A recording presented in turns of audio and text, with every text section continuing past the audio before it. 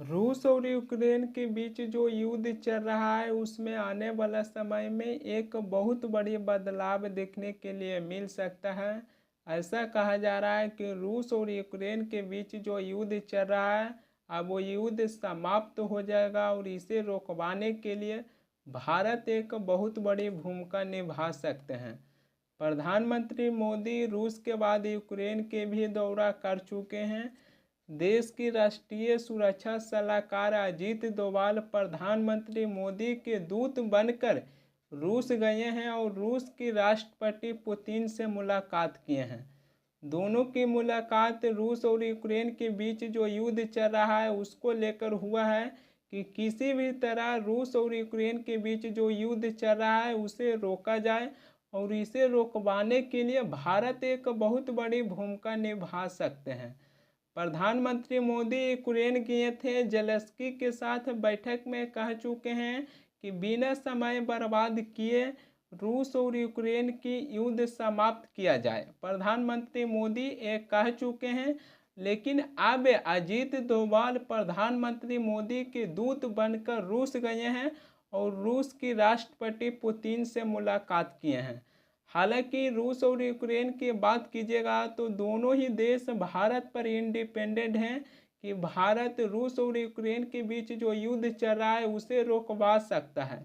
दोनों ही देश भारत पर भरोसा कर कर बैठे हुए हैं कि भारत रूस और यूक्रेन के बीच जो युद्ध चल रहा है उसे रोकवा सकते हैं। लेकिन प्रधानमंत्री मोदी के दूत बनकर देश की राष्ट्रीय सुरक्षा सलाहकार अजीत डोभाल रूस गए हैं और रूस के राष्ट्रपति पुतिन से मुलाकात किए हैं। अगर रूस और यूक्रेन के बीच जो युद्ध चल रही है वो युद्ध समाप्त हो जाती है और उसमें भारत एक बहुत बड़ी भूमिका निभाते हैं तो भारत इतिहास रच देंगे कि रूस और यूक्रेन के बीच जो युद्ध चल रहा था उसे भारत है जो समाप्त करवा दिए। लेकिन सवाल यहीं पर ये खत्म नहीं हो जाती है। विपक्ष की तरफ से ऐसा सवाल उठाया जा रहा है कि देश के बाहर खूब सारा प्रचार हो रहा है, लेकिन अपने ही देश में एक राज्य मणिपुर पिछले 16 महीनों से जल रहा है। वहाँ पर ही प्रधानमंत्री मोदी जाकर कब प्रचार करेंगे। मणिपुर में एक बार फिर से हिंसा फैली है। मणिपुर के लोग शांति के लिए सरकार से निवेदन कर रहे हैं। मणिपुर में लगातार है जो हिंसा हो रही है। विपक्ष की तरफ से ये सवाल उठाया जा रहा है कि देश के बाहर खूब सारा प्रचार हो रहा है, लेकिन अपने ही देश के एक राज्य मणिपुर पिछले 16 महीनों से जल रहे हैं। और ये सवाल कांग्रेस पार्टी के अध्यक्ष मल्लिकार्जुन खड़गे उठाए हैं। सुनिए कांग्रेस पार्टी के अध्यक्ष खड़गे जी क्या कह रहे हैं। देश के बाहर बहुत प्रचार करते हैं, अपना घर जल रहा है वो छोड़ दिए। मणिपुर में आग लग गई, महिलाओं का रेप हो रहा है, घर लूटे जा रहे हैं, घर जले जा रहे हैं, बहुत से लोगों का मर्डर हो रहा है, गोली चल रही है। इसकी फिक्र मोदी शाह ने कभी की नहीं। सब घूमते रहते हो दुनिया, लेकिन घर में क्या चल रहा है। हमारे पास कन्नड़ा में एक कहावत है, ऊरिगे सरदारा मनीगे पिंजारा बोलते, यानी गांव को सरदार हो बड़ा, लेकिन घर में आते ही बिल्ली के जैसा रहता। तो यहाँ ये बिल्ली का काम कर रहा है और बाहर जाके मैं इतना बड़ा हूं वो हूं। ठीक है भाई, हमारी फॉरेन पॉलिसी है, उसके तहत हम आज भी चल रहे हैं, पहले भी चले थे। जो ठीक है वो हो जाएगा, हम उसको मना नहीं करते, लेकिन हमारा एतराज ये है पहले तो तुम्हारा घर संभालो, मणिपुर संभालो, लोगों को शांति से रखो। यहां शांति नहीं है, दूसरे जगह शांति स्थापन करने के लिए जा रहे हैं। मैं नहीं बोलता कि मत जाओ, पहले हमारा ठीक करके जाओ ना भाई,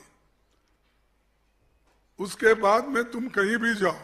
अब तक तो सारी दुनिया देखे हैं, कौन सा स्टेट ऐसा, सॉरी कोई सी ऐसी कंट्री नहीं बची होगी जहां इनके पैर पड़े ना हो।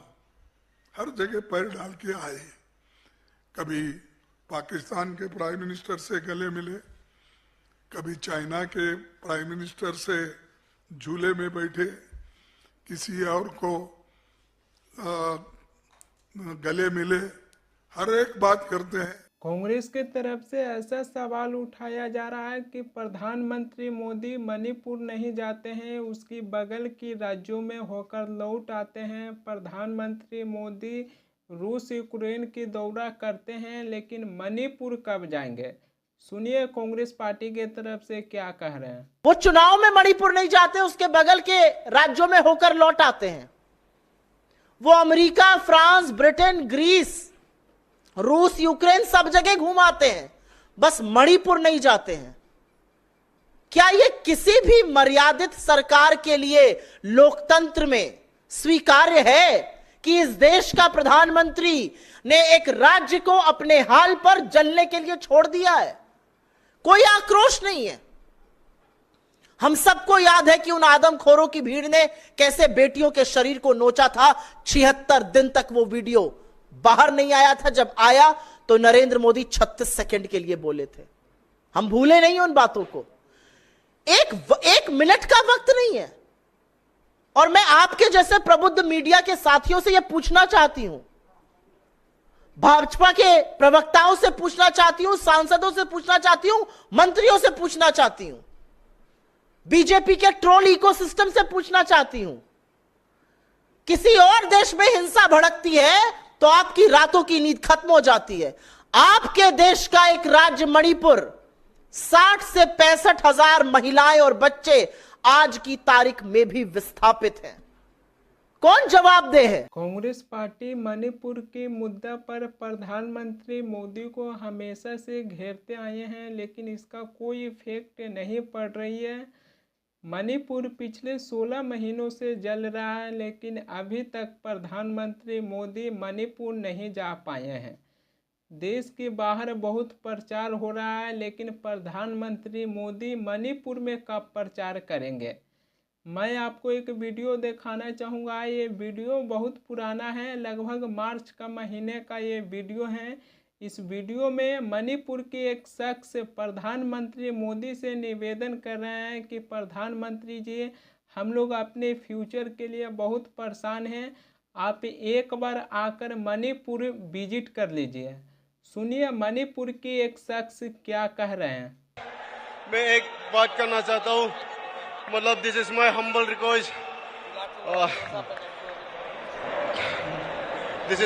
रिक्वेस्ट, मोदी जी, ये चुंगरिंग मेरे तरफ से मैसेज देना चाहता हूँ।